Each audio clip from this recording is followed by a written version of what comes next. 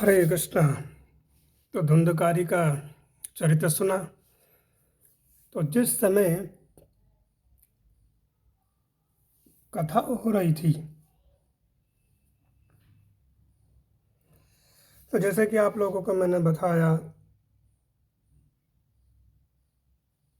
कि सुखदेव गोस्वामी ने परीक्षित को क्या कहा कि भागवतम सप्ताह करिए, है ना। उससे पहले मैंने आप लोगों को धुंधकारी, आत्मदेव, गोकर्ण जी, धुंधलीन का चरित्र बताया कि उसका महत्व क्या है भागवतम सुनने, करने, पढ़ने का।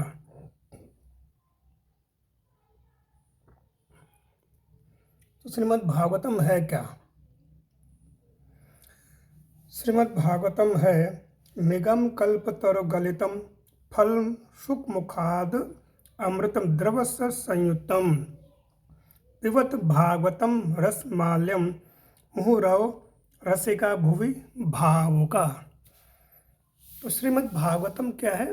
निगम कल्पतरु गलितम। एक आगम और निगम, दो प्रकार के शास्त्र हैं। आगम वो शास्त्र हैं जिनमें कि कह सकते हैं तंत्र मंत्र के क्षेत्र में वो आते हैं, छठ कर्म जो तंत्र के विषय में बताया गया है। और निगम क्या है?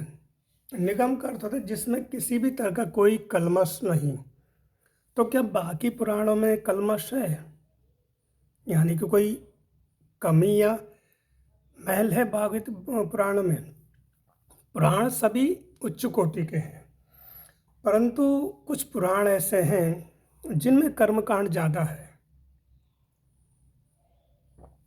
जिसमें यह बताया गया है कि आप कुआं, बावड़ी, तालाब, पोखर का निर्माण करेंगे तो आपको स्वर्गलोक की प्राप्ति होगी,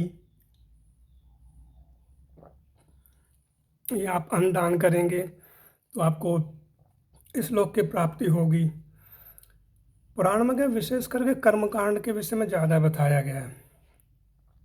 परंतु श्रीमद् भागवतम क्या है? इसमें केवल और केवल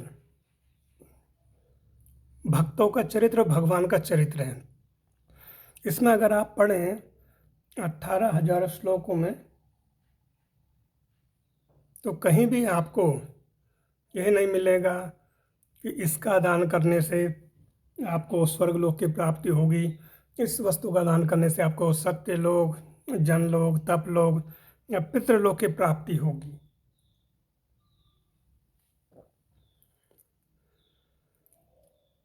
तो इसलिए इसको निगम बोला, यानी कि इसमें केवल भगवान के विषय में और भक्ति के विषय में, भक्ति के विषय में बताया है, भगवान के विषय में बताया है कि हम कैसे भगवान को प्राप्त कर सकते हैं, भगवान की भक्ति करके भौतिक संसार से हम कैसे मुक्त हो सकते हैं। इसको निगम कल्पतरु गलितम बोला है।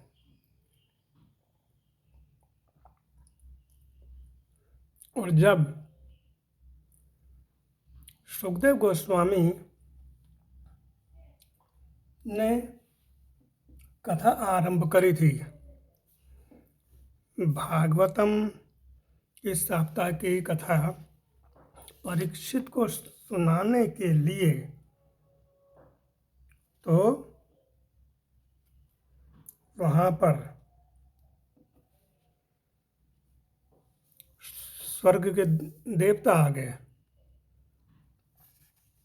स्वर्ग के देवता आ गए